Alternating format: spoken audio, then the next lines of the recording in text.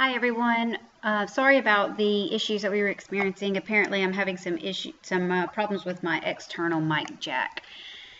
Welcome back to ETEC4810. We are in modules 2 and 3. So I'm going to scroll down to where we are at. So from your side, this is what it should look like. You scroll past modules 1, and we're going to start here with social bookmarking and networking. So to begin, these assignments, are due in 2 weeks by midnight on Sunday, February 3rd.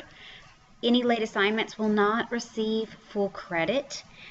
Before we continue, the activities from last module are now closed.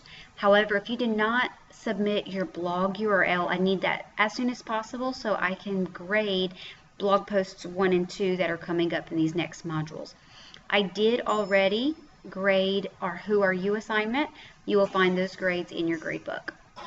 Okay, continuing on. If you scroll down in Module 2, you're going to see that you are being introduced to Delicious and Digo, as well as Twitter and Bitstrips. Or instead of Bitstrips, we're using Pixton. It's a lot more user-friendly on our computers, and a lot of students like to use it in their assignments. If you scroll down, you'll see a YouTube that I've entered for us on Delicious, as well as frequently asked questions for Delicious. In previous semesters, we have had issues accessing the Delicious website. It is a social bookmarking site, very similar to Pinterest, if you might. It's just a different one so that you can learn something that you may not be using already. And then as an alternate, I have Digo. So if you have trouble with Delicious, try out Digo. Again, I've got information as well as YouTube videos available to you. Getting started with Twitter jargon. For those of you who have never tweeted before, you are going to create a Twitter username, and then Pixton, which is our comic maker that you're going to use for this assignment.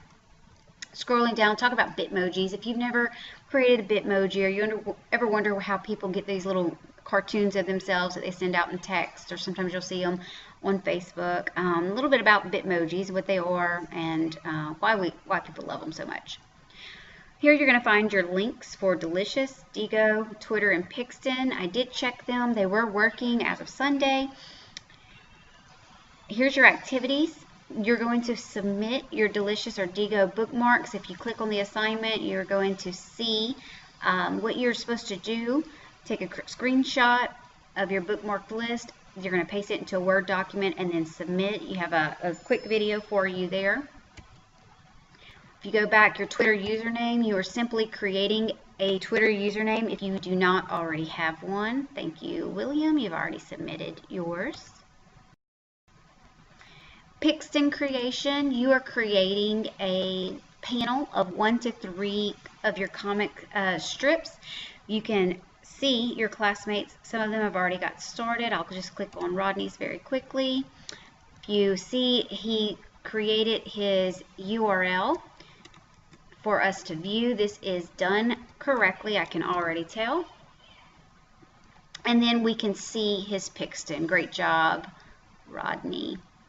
If yours does not look like this when you submit it, then it is not submitted correctly. And I will make a comment and ask you to make corrections. Then you have your blog post. Please remember you have a prompt here. One thing that I mentioned in our announcement, it's easiest for us to follow the blogs if you title them post number 1, social bookmarking, and then use your prompt to discuss the particular topics. Then you're going to have a quiz, 10 questions worth 20 points. These are a one-shot, but they're not timed, so take your time getting them done. It is open for the next 2 weeks.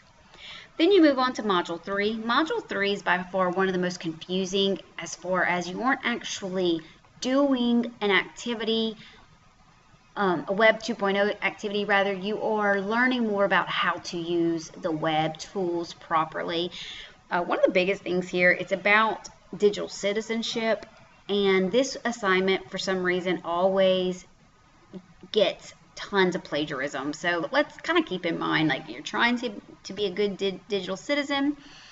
You're learning about universal design for learning. Why is it important to our digital natives in our classrooms and in our workforce? So you are going to go through the website, figure out what universal design is, and what I did was I found a scavenger hunt for you guys that you are going, it's just quick, easy, a few questions. You're going to, in your own words, describe the answers using the websites and the resources available to you. Notice I say, I will not allow you to plagiarize. No exceptions for this. You have to describe your components yourself. Then you are going to do your blog post. You can see Macy's blog post from previous semesters. Simply, how would you apply universal design and digital citizenship in your future profession, in your current profession, in your classroom? And then you have a quick quiz to take. That's really it. So that's it for the next 2 weeks. I want to thank you guys for working with me on getting our video working. If you have not signed up for Remind, please do so as soon as possible. That's the quickest way to contact me. Sometimes my emails shut down on my phone, so I don't get them. Before this week, I got locked out of my email. My passwords weren't working, so it took me a few days to respond to you guys. So if you get on Remind, this is a quick and easy way to get in touch with me. If you text me after hours, I'll get back to you in the morning. Sorry if it's too early for you, but I try to get back to you as soon as possible. Anyhow, thank you all again, and let me know if you have any questions.